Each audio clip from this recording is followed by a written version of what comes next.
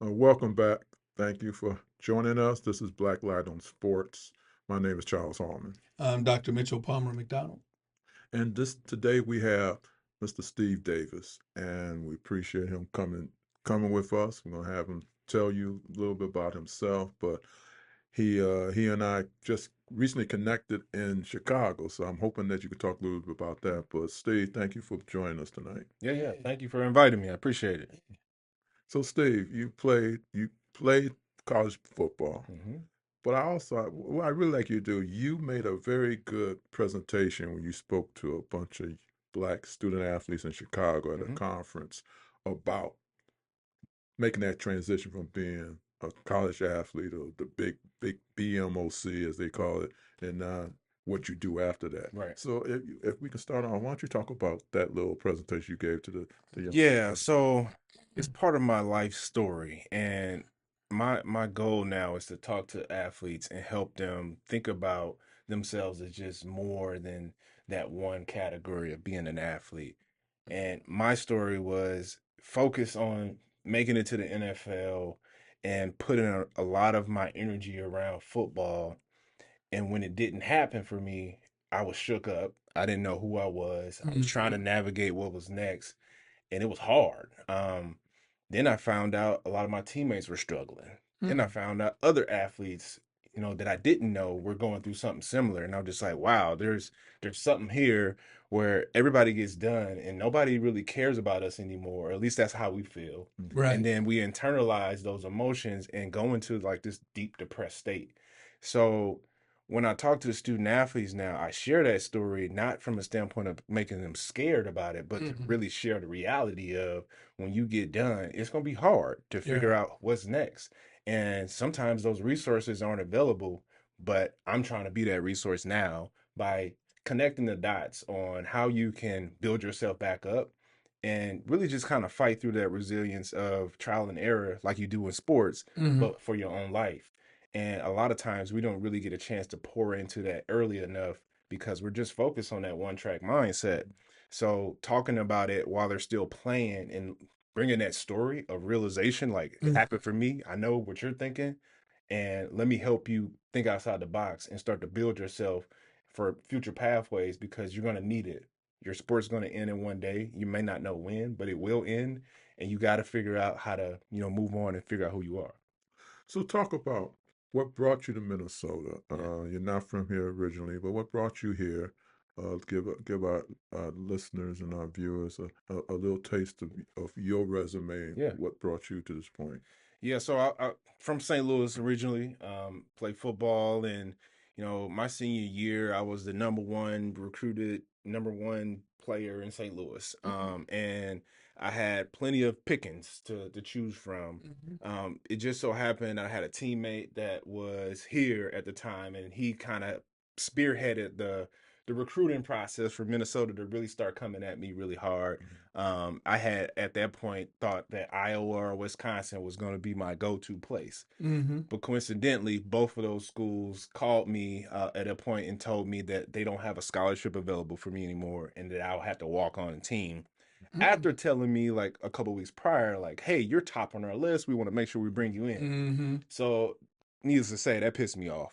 So, when I came to Minnesota and had the opportunity to just kind of see what's here, and they really wanted me to come and play defensive end, which is a position that I played in high school. A lot of schools wanted me to move to linebacker. And just thinking about like the opportunities here, I just felt like it was a great place for me to be. And then the rivalries kind of solidified it for me. I was like, all right, I'm signing the dotted line. Let's go, and I want to stick it to those teams Oh as yeah, well. Iowa and Wisconsin. Yeah, Yeah, boy, I hear you. yeah. I hear you.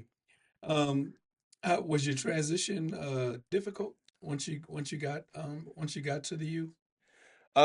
Once I got to the U, hmm I wouldn't say it was difficult. It was eye opening because I come from St. Louis, where my high school was a little diverse, but for the first time, in high school, that was like opening up to see what the different world looked like. hmm I grew up in a school where I was like in predominantly black schools. Okay. So when I came to Minnesota and just seeing a wide breadth of people, I was like kind of shook by that.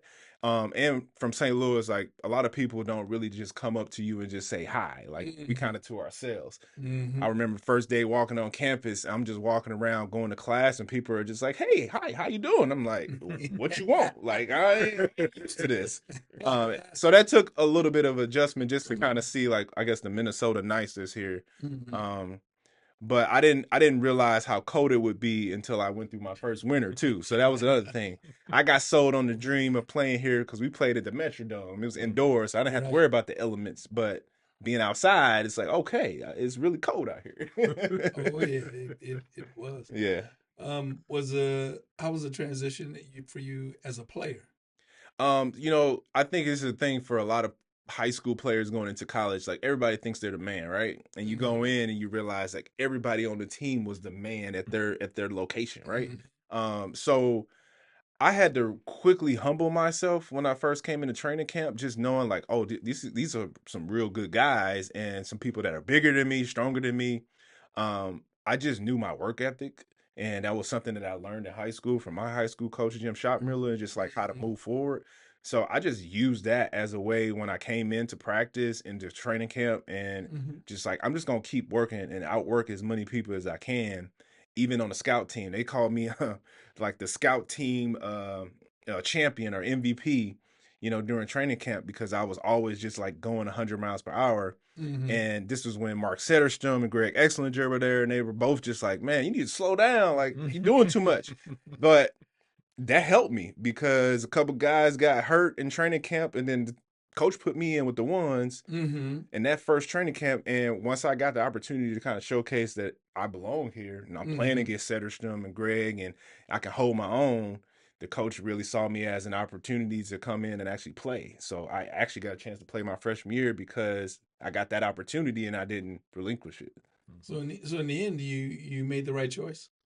Oh yeah, for sure. Yeah, when you look, you make the choice then, but then you look back and you can go, oh, wait a minute, but you made the right choice, you think? Yeah, I mean, I don't believe in like second choices, making the wrong decisions. I feel like everything happens for a reason. My experience didn't go the way that I wanted to at the end of my career, but full circle that's brought me back here and it's brought me to doing what I'm doing now. So it kind of shows me like, this was a place that was going to grow me as a man, and grow me as a person that's going to help others. And I wouldn't have known that. But it was the adversity that really brought me here, and it's the adversity that brought me back. So, yeah. Now you have an organization. I think it's a nonprofit organization. It's an LLC. Okay. In terms of working with athletes. Yep. And helping them make that transition. Explain that to us. Yeah. So I recently launched a organization called Strive Higher at the Sports, and it's focused on helping athletes to design fulfillment in their lives after sports. And the reason being is like through my own experience, I kind of talked about like going through that transitional period, not knowing who I was, and trying to figure out like what's next for me. But really at the core, trying to understand like, who am I without this, right? So with Strive Higher, I'm focused on helping people identify a little bit more about themselves and building that foundation and using that as a way forward so that when they go into whatever's next in their life, they know who they are at the core and they can make adjustments, but they at the core are on the right path to becoming the person they want to become.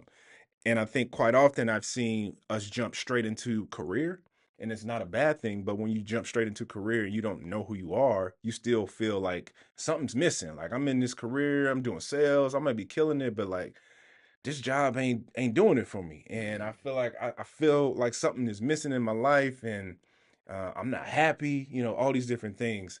And that was my experience. And through a lot of trial and error and also just kind of learning how to like help people in different ways, kind of led me back to Minnesota where I work with alumni, but it evolved to like, how can I pay it forward even further?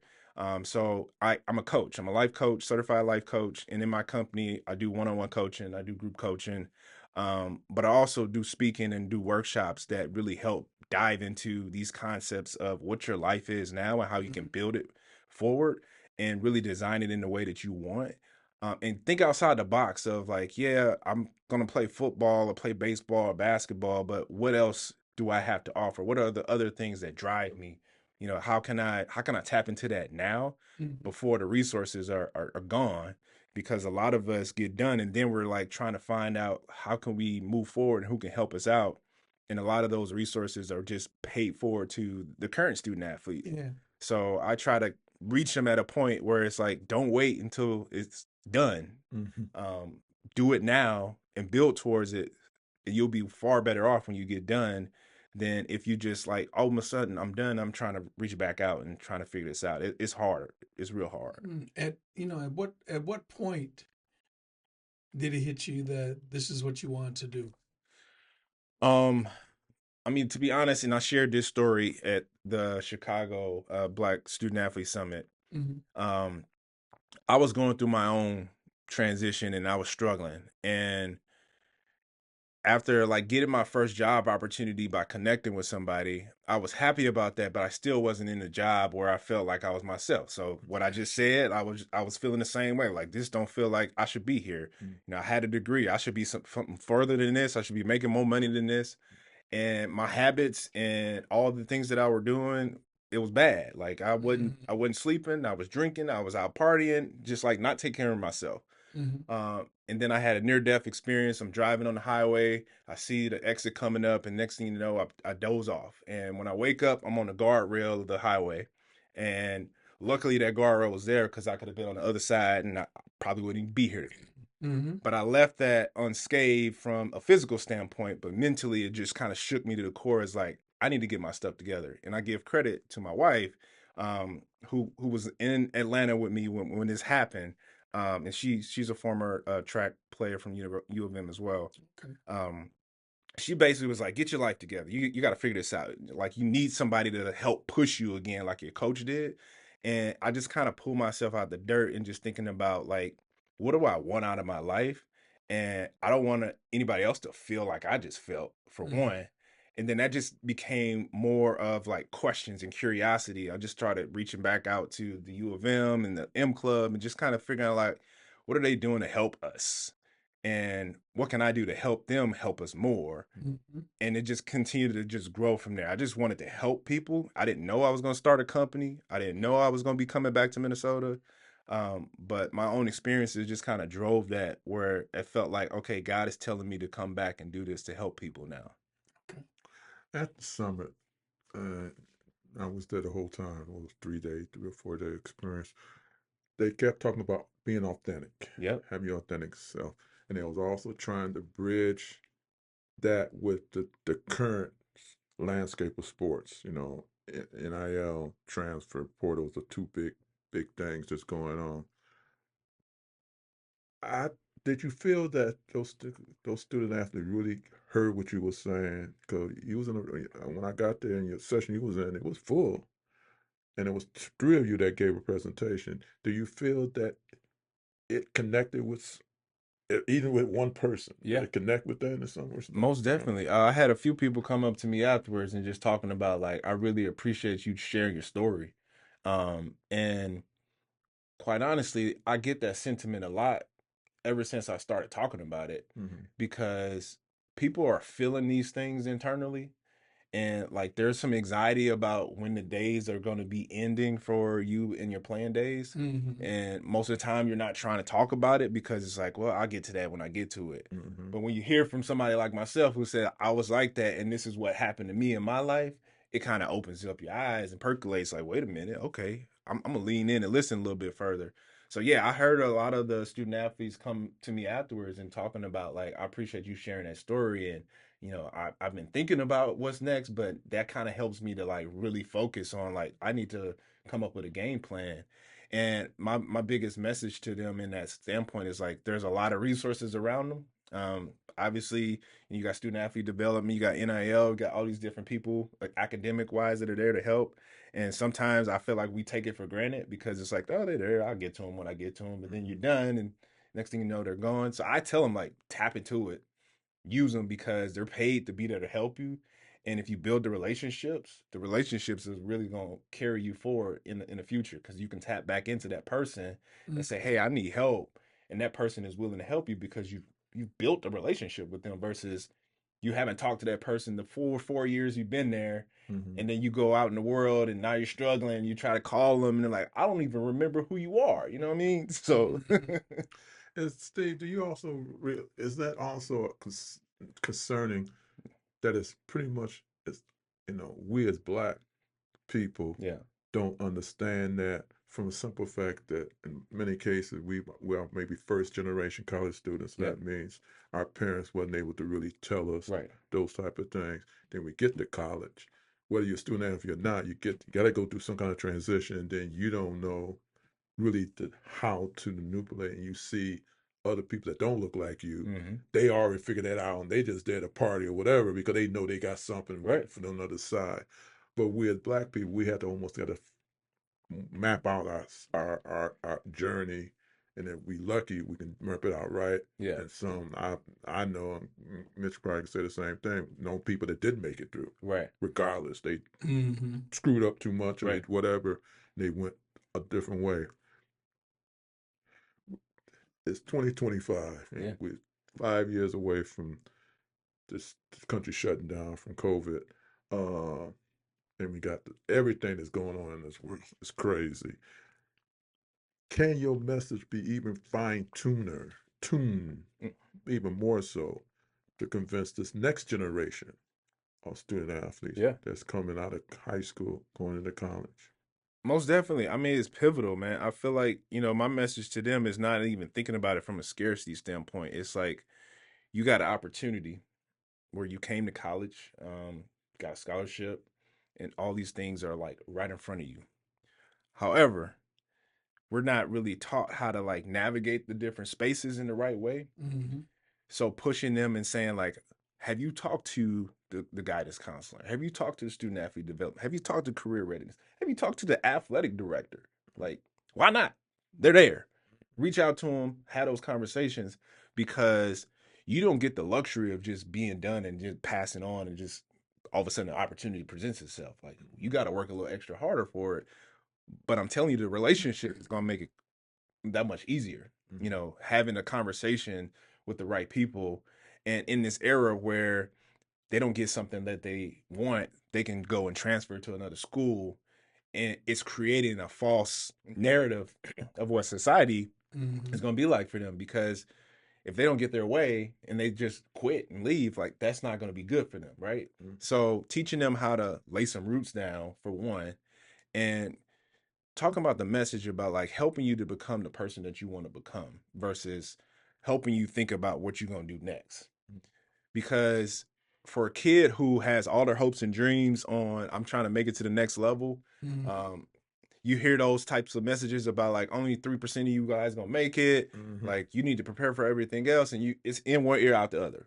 Yes. But when you talk to them about like, you have all these opportunities, these resources around you, how do you want to use this to help you to become the person that you want to become in life? It opens up a different window. It's like, okay, that's a good question. Mm-hmm. And now I'm thinking about it differently, because like eventually I want to do this, but if I don't sow into it now, like I won't have an easier access and pathway to do it. So that's how I kind of flip the message in regards to like helping them take advantage of the resources that they have around them now. But also just thinking about like, this is your life. Like you may have come here from the backs of all your family members and friends that supported you and want you to make it to the next level. And I want you to make it to the next level too. But you got to realize like you can't live out other people's dreams. Like your dream may be to make it to the next level, but there's more there.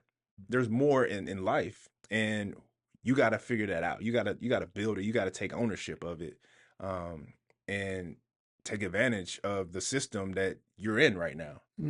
Now, when you were in high school, Yeah. And well, you're the number one player, in St. Louis. Was it all about football? I come from a background, I would say I'm privileged to have parents that really kind of opened my mind up to think about more. Mm-hmm. I didn't think I was going to be a football player. I knew I was going to be an athlete. Mhm. I started playing baseball and basketball. I thought one of those was going to be my ticket. Mm-hmm. But in high school, that's when I realized I was good at football, Mm-hmm. and all these offers start coming, and then next thing you know, I'm like all state, all conference, Mm-hmm. defensive player of the year, all these different things start coming. It's like, okay.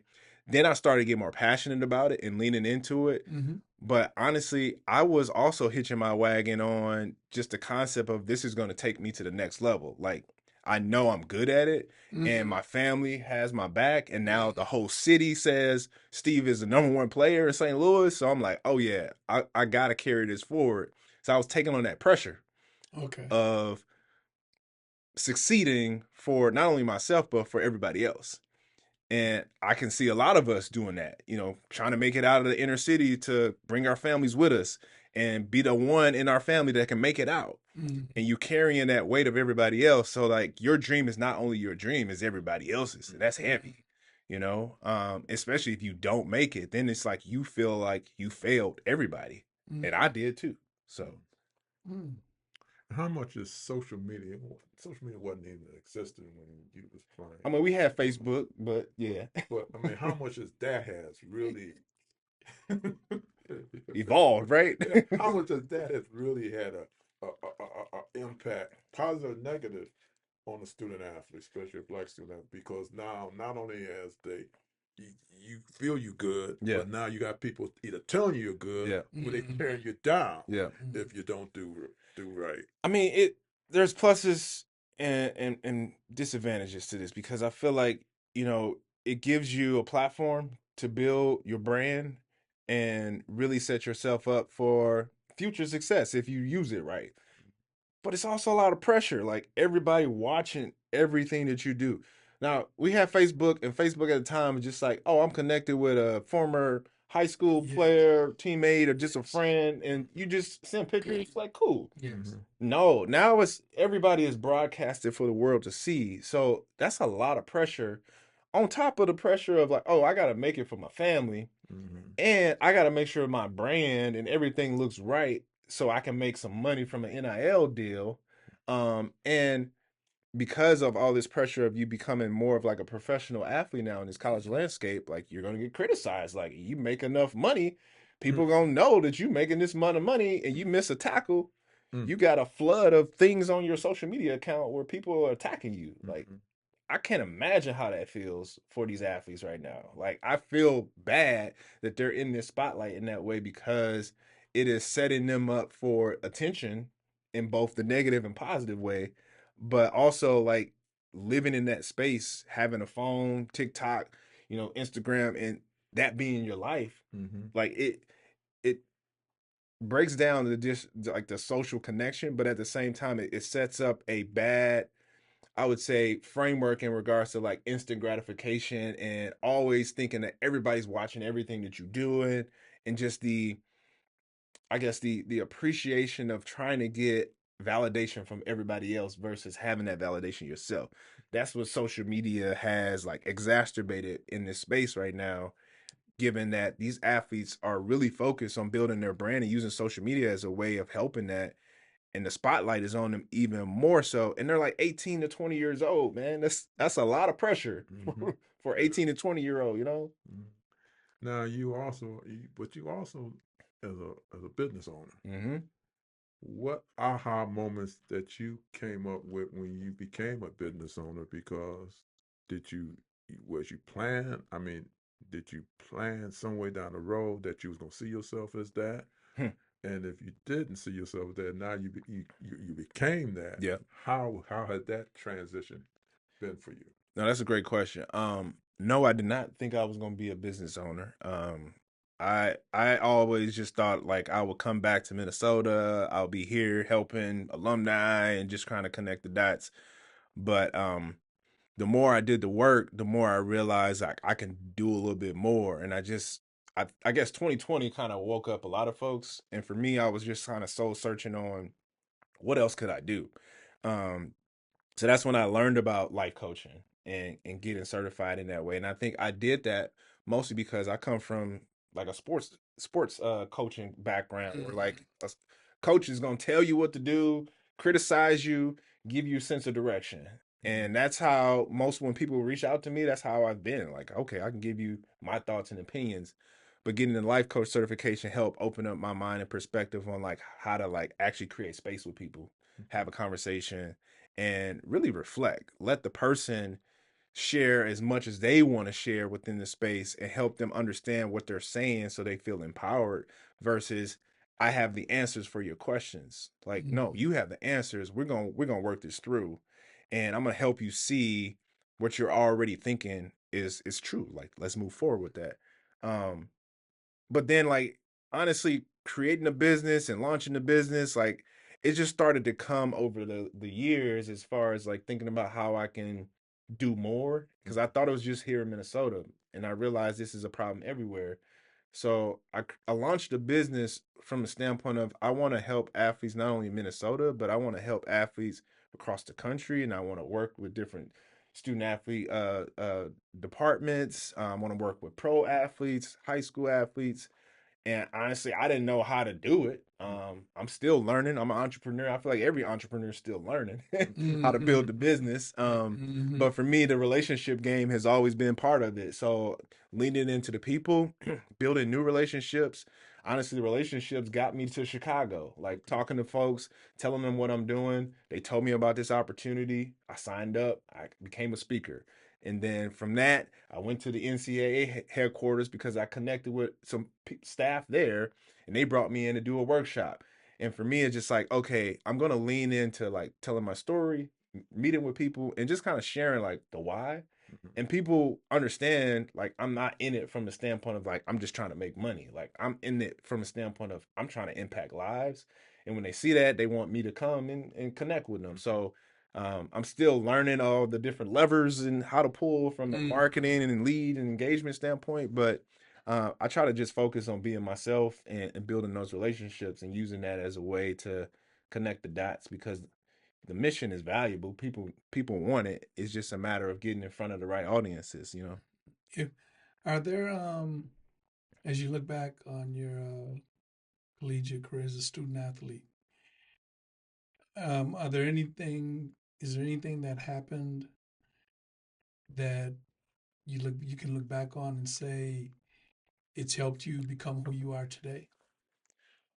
Absolutely. There's a lot. Well, I use this as part of my story too. That training camp helped me create and adapt a mindset that I use today. My kids say it with me. Um, and it's about just being prepared. So we say in our household, stay ready so you don't have to get ready.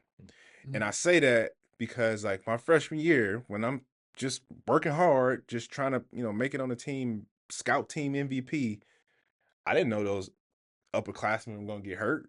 And next thing you know, I'm in with the ones. And I'm undersized. Like these guys are big. These are all American offensive line. We had a pretty good offensive line, and Maroney and Gary Russell, good running backs. Like we had a legit offense.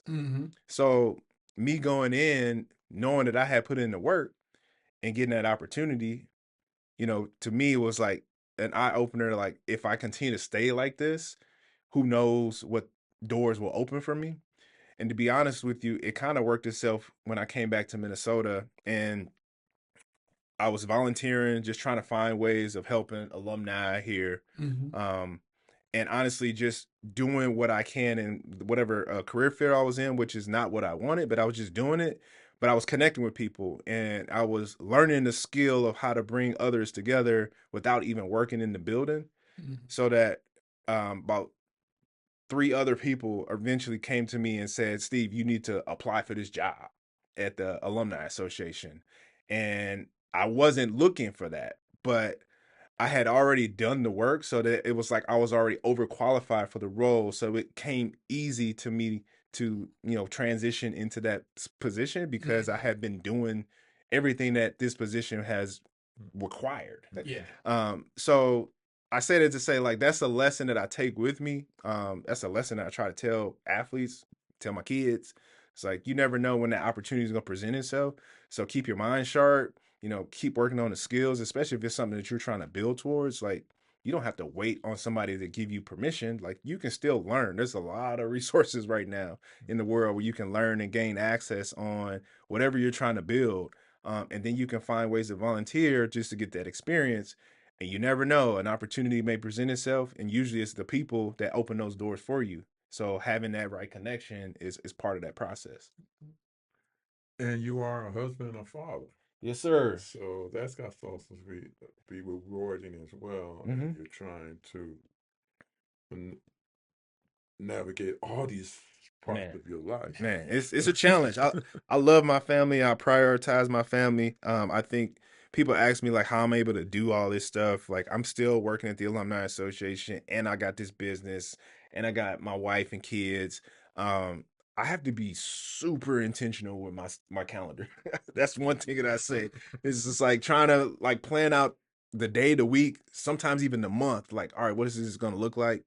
And I try to make sure that I'm prioritizing time on the calendar for family and things that we have going up. My wife does a really good job of kind of putting some stuff together. But I also just trying to think ahead, like, okay, what can we do in this time frame, and then I can work around it. But it's definitely a challenge, trying to wear all these different hats, but it's a rewarding experience just to be a father and have a supportive wife and just kind of build a future legacy in this crazy world. It's a lot of things that are attacking just people in general, and you're trying to create good human beings, and it's a challenge, but it's something I'm willing to fight through. So Well, we always ask our guests to share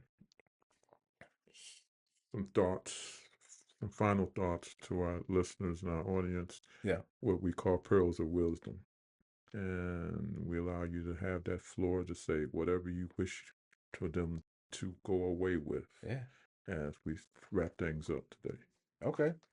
Well, I'll say it like this, athletes, former athletes, regardless, I think for one, we have more to offer in this world. And athletics is the one career that does not last forever. It is one career where most of us are done in our 20s. We're lucky if we get to play in our 30s.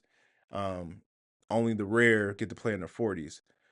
But I feel that it is imperative for us to just think about when we were a kid and all the different dreams that we had in our lives and what we wanted to accomplish in our lives, and tap back into that, because there's so many possibilities that we can explore, and we don't have to just put ourselves in this one track mindset.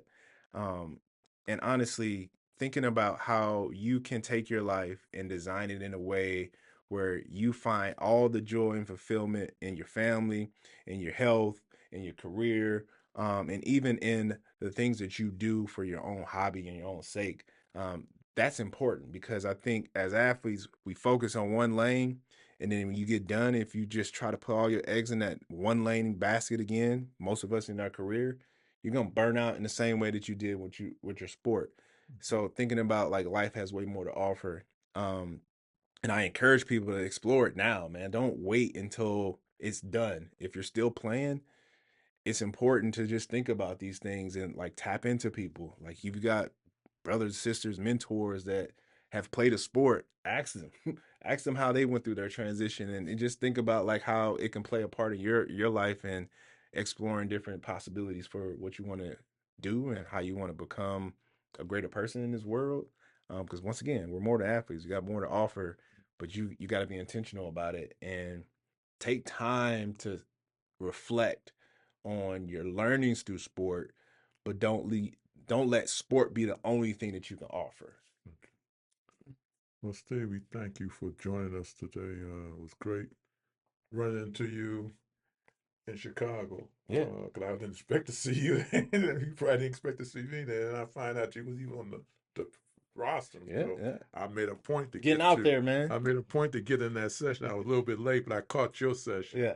Your part of that session. So it was a good session. That was my first time ever doing that. Yeah. Going there, I was invited by one of the organizers, and I really got a lot of things that helped me focus on some things, even at my young age.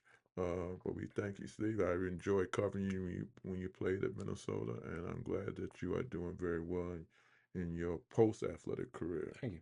I know maybe it had some detours a little bit, Yeah. but you got it back. That's life. Got it back on the straight in there. That's life, amen. So we thank you, Steve, for being Steve Davis Jr. I Yeah. didn't say that before. I'm sorry I didn't say that Yeah, before. respect to my dad, Steve Davis Sr. Good. And we thank you for being with us. This is Blacklight on Sports. My name is Charles Hallman. I'm Dr. MitchellPalmerMcDonald. And we invite you to continue to read us in the newspaper weekly and online. And we hope that you'll join us very soon again. Thank you.